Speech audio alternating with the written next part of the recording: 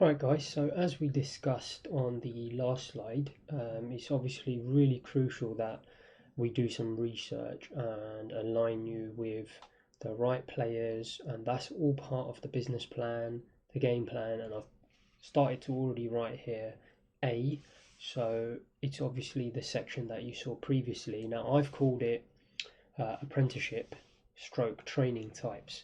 So in relation to the jobs that I showed or vocations that I showed on the previous slide, where you've got the mechanic, doctor, lawyer, whatever it is, if you think about it, as you're entering those fields, clearly the typical research you're going to do beforehand, before you get into execution phase, is you're going to look for the best apprenticeships out there, the best mechanic shops, the best doctors, lawyers, whatever it is, to see if you can go and work underneath some of these guys, or at least follow the same training rigor or process that they did. So that's why I call it apprenticeship stroke training type. So let's get on with looking at the major players and see what they each offer, and for our business plan decide which one is best for us. Now I've written 7 years here and 5 here, and I'll come back to that. That's essentially the amount of time that I've spent at these firms, including doing the full training program at both of these institutions. So I think I'm pretty well placed to put together this business plan for us. Now, if we start by looking at what do each of these firms do? Well, before investment banks, obviously there are commercial banks, and that's where your wages go into, deposits, savings. They're actually split out from investment banks because obviously governments, regulators don't want people's savings to get mixed up in investment banking activities, so they've ring fenced those two apart.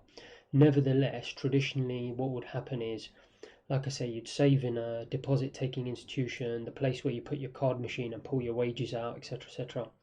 Now, they would give you a savings rate, let's just call it 1%, it could be anything, and they may lend that money out. So they're borrowing that money from you essentially when you get your wages paid into there. They might lend the money out at 6%, 7% to corporations or individuals. The spread between that is 5%, so they're making 5%. Now, with the profits they're generating there, obviously some of that will be returned to shareholders, some will be reinvested, but a lot of that will go into their investment banking arms, where they will try and generate even more returns out of that surplus capital. It's just the original deposit taking, obviously they're not allowed to put in there, but in terms of retained profits, etc., they're free to do as they wish.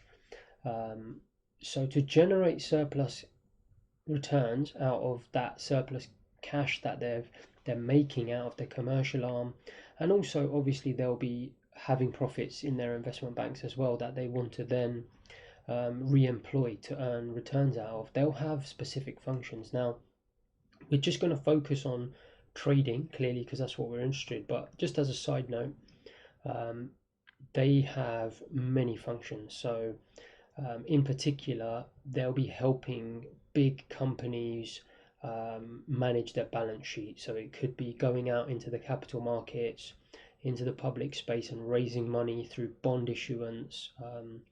Could be other corporate finance activities like mergers and acquisitions, and so on and so forth. Many, many different parts, but one large part is market making, which is a specific type of trading where huge profits are generated.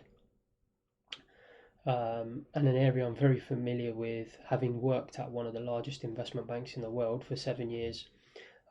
Now, typically, what market makers are doing is they're like wholesalers.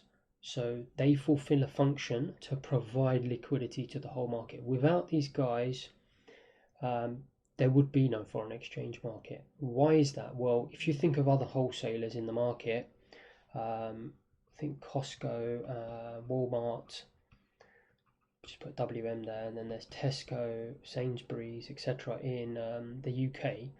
Now, these guys are wholesalers, guys. Everyone else here that you see is the other side. That's why these guys are called the sell side, and everyone else here is essentially the buy side. Selling, buying, right? And that's no different to wholesalers that are selling goods and products. They provide liquidity, they provide the market for buyers to come and buy stuff from. So if Costco, Walmart, Tesco didn't exist, or obviously in reality you've got smaller shops as well, but let's imagine it was only wholesalers, um, because ultimately even those small shops themselves are buying from these wholesalers, guys, there'll be no market. Doesn't matter if you're willing to buy a pack of chocolate or whatever it is, you've got the money to buy. If no one's willing to sell it to you or create a marketplace, it doesn't exist. So that's what market makers do. And in a future slide and module, we will go into a lot of detail about market making and how they make money and where they get involved in the market, because that's going to help you with your trading. But for now, we're only interested in terms of, is that type of trading going to help our business being us?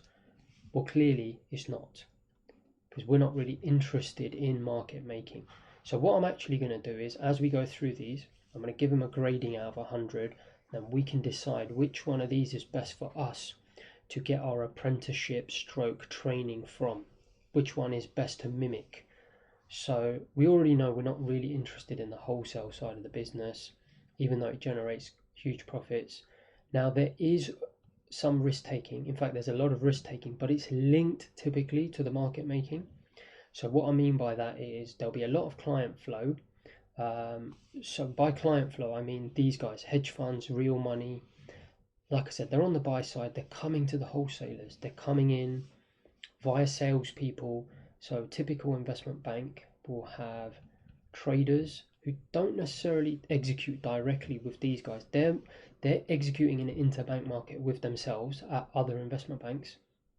Then you'll have salespeople and you'll have research.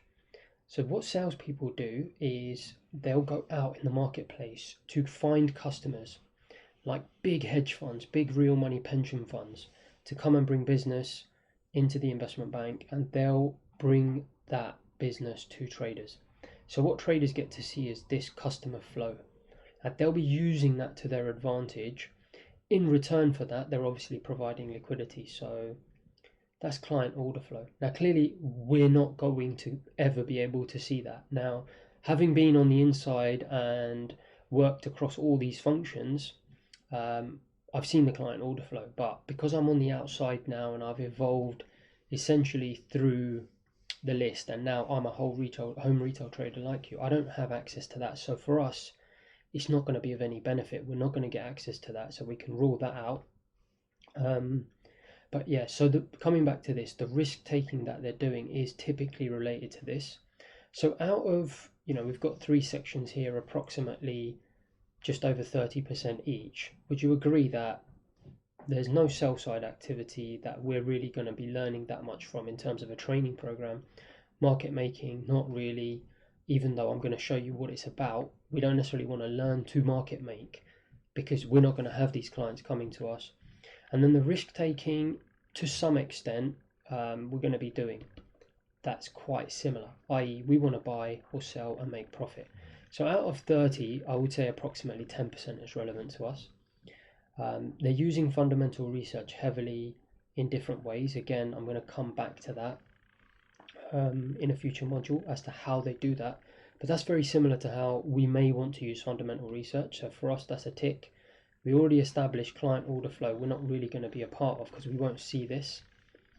Algorithmic programs, which are automated programs.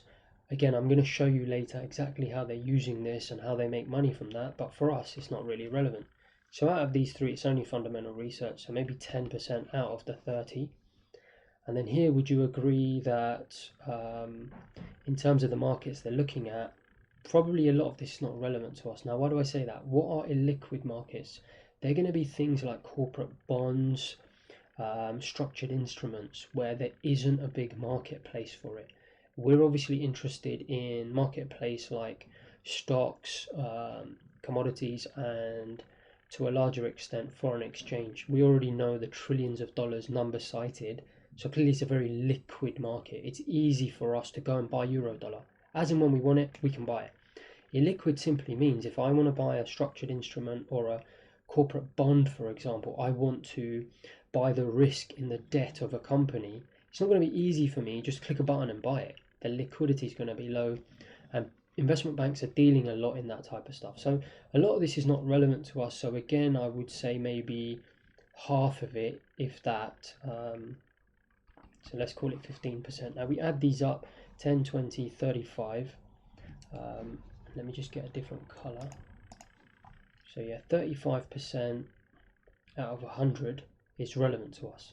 So let's move on to the next one. Now, real money pension funds, what are they doing, guys? Essentially, the reason why pension funds and hedge funds are actually very similar in the sense that they're managing large pools of capital of other people and other institutions, but typically this is fully invested.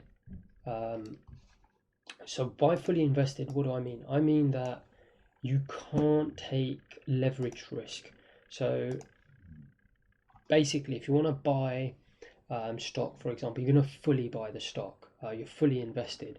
And the reason for that is, if you think about it, these guys are taking people's pensions. They're restricted by covenants within the contracts that they enter into with these pension funds, but also by the regulators as to how much risk they can take. Because if you think about it, you've got a pension fund, your parents have got a pension fund. Clearly, you don't want companies going and investing that stuff in risky assets. So there'll be huge restrictions on what they can do. So they are risk taking, but it's restricted. And that's why I would say, out of, say, the 30% allocation to this box as part of our business plan, let's give them 15%. That's relevant to us. Fundamental research, same as the investment bank, it's going to be very similar to what we're doing, although very in depth. And then order flow, they'll probably be looking at similar types of order flow to what we look at.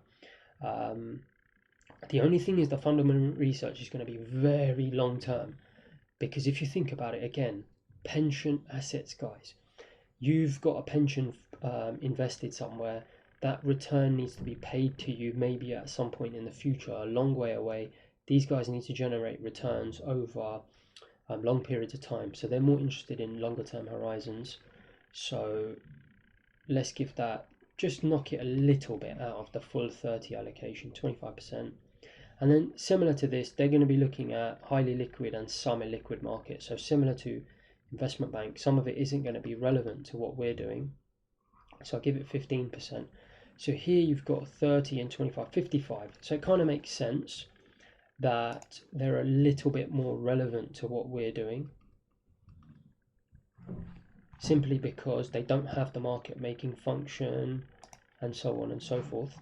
Now, hedge funds, similar to pension funds, as I said, but can take leverage risk, can go short, etc., etc. Now, on the buy side, similar to the real money funds, they'll be going to the investment banks to buy. They'll be doing full risk taking. So actually, the reality is, guys, they're pretty much doing exactly the function we're looking to do, right? We're looking to take full risk, speculative risk. We can go short, we can go long. We don't have any restrictions. So there's a perfect match for us in terms of hedge funds, potentially. Fundamental research, we're doing, they're doing. Client order flow, similar to the investment bank client order flow. These guys are getting that information directly from the investment banks. So as I said here, we're not really interested in that. So that can be ruled out. They're getting that because that client order flow is coming from them. They're exchanging it back and forward with each other. We're not going to have access to that because we don't go directly to the investment bank. Algorithmic programs, same as these guys. We're probably not going to be doing much of that stuff, so that can be ruled out in terms of automation. Although it's possible, but at this stage we're not looking to do that. It's a very advanced stage. So out of the three, 1 out of 3 is 10%, right? And then finally, same as the other guys, they're doing both liquid and illiquid stuff. So some of it's not going to be relevant to us. So 15, so that's 40, again 55, which kind of makes sense. Very similar to pension funds, but just with less restrictions. So kind of makes sense that they'll be getting the same type of grading. So just about 50% relevant to what we're trying to do. Now, finally, I want to look at, now just bear in mind I have left off central banks. Central banks, I know, have a big part to play in the market, but they're doing that more for like economic policy intervention, not necessarily outright risk taking so much. So I've ruled those out straight away. We're just going to waste time putting that into our business plan, but I will discuss their functions later on when we actually look at them from a trading perspective. Excuse me. Now, proprietary trading firms are really interesting. Now, proprietary trading firms are very similar in nature to hedge funds. What do I mean by that? Well, they essentially fulfill the same function as hedge funds, but without the clients and without the highly liquid flow. So let's just give them a grading to highlight all of that. So first, exactly what do proprietary trading firms do? Well, like I said, they're taking similar types of risk to hedge funds. It's unrestricted, and it's outright risk taking. Now, they don't have clients. So what do they have? Well, they're typically started out by one or two people who have a bunch of capital and they just want to grow that capital. So what they'll do is they'll start a firm, little office, they'll have various trading stations around, and they'll just hire traders. Now, those traders will be very similar to you and I. Either they'll be from investment banks or pension funds, or they'll typically just be new traders that are looking to make it in the industry, and they'll train them up. So very, very similar to the home retail trader, except that rather than working from home, you're just working in an office. So if we look at the first section, we've just established that they're pretty much doing exactly what we want them to be doing. So that's pure risk taking. They're trading electronically, which obviously we would want to be doing going forward, and then they've got this added benefit of futures. Now that's a tool which is in part B as part of our research, but as I've already hinted at, that's going to give us major transparency over the market. So that's a big tick for us. They've got order flow, not the type that we don't have access to, but the type that we do have access to, exchange traded order flow. So that's a big tick in the box. It's basically the raw data that I spoke about in the previous slide.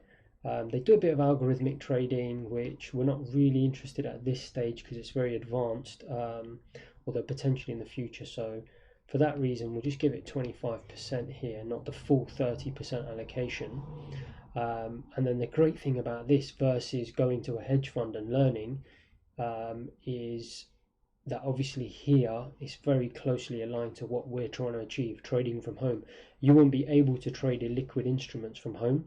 So, even though I've been through the training programs and learned all about illiquid instruments, me teaching you all of that, or us aligning ourselves with institutions that teach that, isn't going to be of great benefit. Whereas look at proprietary trading firms, guys. No liquid instruments, only liquid markets. Huge tick in the box. Full 30% allocation. Now, what I haven't noted here is, and I want to give a bonus point to this section too, is because there's no clients, guys. Look, here you've got clients, here you've got clients, here you've got clients, here there's no clients. Why is that relevant for our business plan? Well, we're looking to get an apprenticeship somewhere relevant to what we ultimately want to achieve, right? We want to get the right type of training.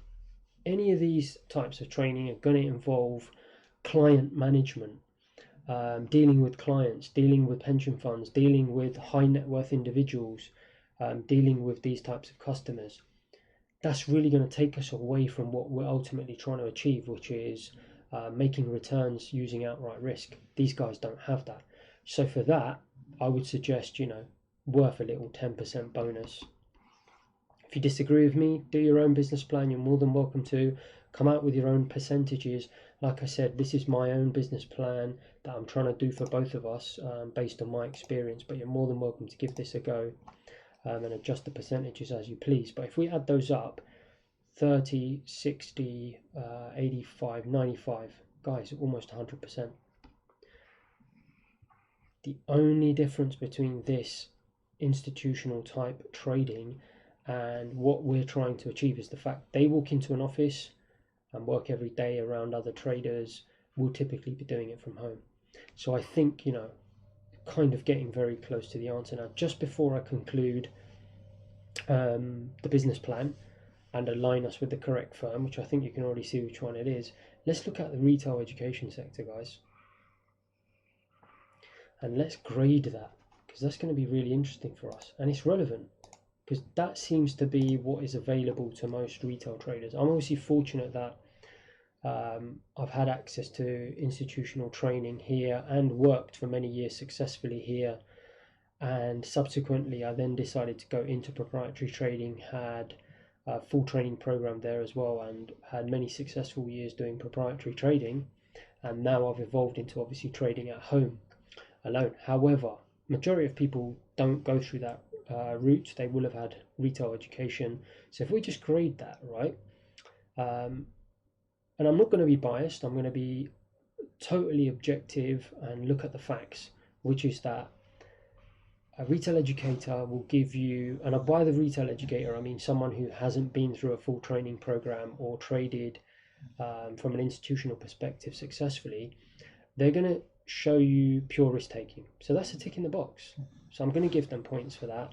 But what they're lacking is this futures element. They've got the electronic element, but they're not looking at the raw order flow or platforms that offer that. So we can only give them half, right? 15 out of 30.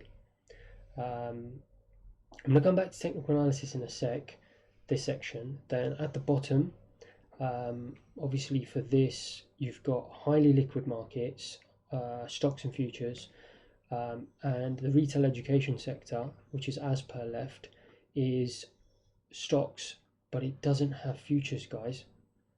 So this element is missing. It's got highly liquid markets, but it doesn't have, again, as we saw up here, markets that allow us to obtain information beyond the charts. So again, it can only give that 15%, right? Obviously that's the ultimate aim, but you won't get that out of a retail education course. And then finally, guys, look at this. Retail education, you're getting technical analysis, simple candlestick charts. Do you see that anywhere here? Now, so far in the last slide in this, we're all aligned. Our business plan tells us we need to be following institutional type training. Where here do you see any technical analysis, simple candlestick charts? Guys, in 16 years working in institutions, I've never seen technical analysis being used in my life. So, you know, you've got to make a call now in your own business plan, whether that's something based on the evidence I'm giving you, you want to continue with, or whether you want to do what evidence shows is the correct way, which is not that. So not only is that 0%, but I'm actually going to give this minus 30. Why is that? In fact, I think I'm being generous there. The reason being is not only does this stuff stop you learning the right things, but it actually takes you in the opposite direction. So you want to be going in this direction. This stuff, guys, is taking you away from that. So it's a double whammy. So someone who's not doing that has already got a head start over you. So that deserves minus 30. So overall, the score is 0. If you add those up, 15, 15 and minus 30 is 0. So clearly, guys, our business plan has a winner for the best apprenticeship or training program we're going to try and mimic. That's going to maximize our chances of success, to be pure risk-taking traders with the best information, and obviously give us the best chance of success for what we want to achieve, right? So let's conclude our business plan.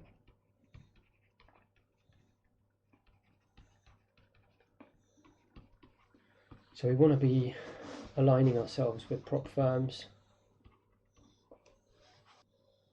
So just before we move on to the next slide, let's summarize what we figured out in our business plan here. And I'm sorry because I know my head covers this, but it does say prop firms there. But essentially, what our business plan is telling us is similar to what we said right at the start. So we said that we want to go out there, we want to gain an apprenticeship and the type of training in the correct institution. So if that was a mechanic, we want to find the right type for what we want to achieve, and also the right institution or the right mechanic shop in that example. So let's say we've just found the best mechanic shop.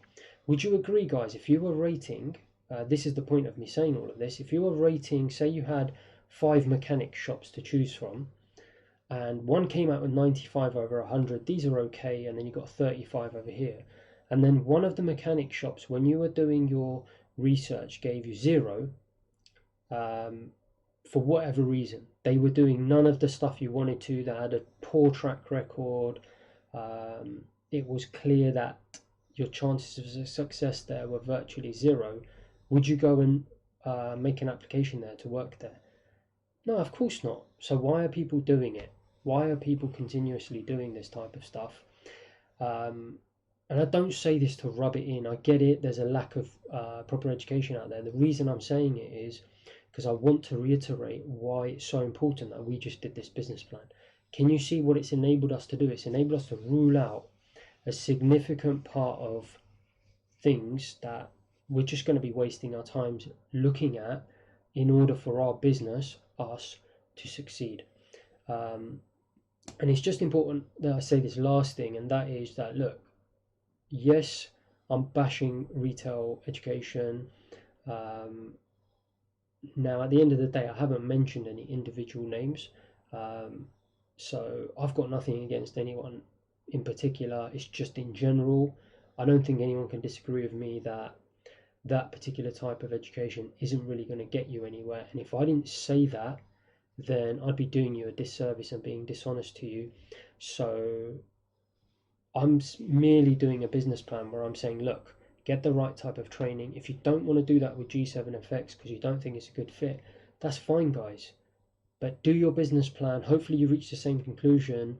And for heaven's sake, get the right type of training, which for you is going to be proprietary trading type style of training. So if it's not us, go and find someone who has this experience. Obviously myself, I've not only got experience here, I've also got experience training here. I can combine the two plus all my years of successful trading experience and come out with something amalgamated. But you know, if you think there's something out there, great, just make sure it's in the right box and you do your business plan first. All right, guys, see you on the next slide.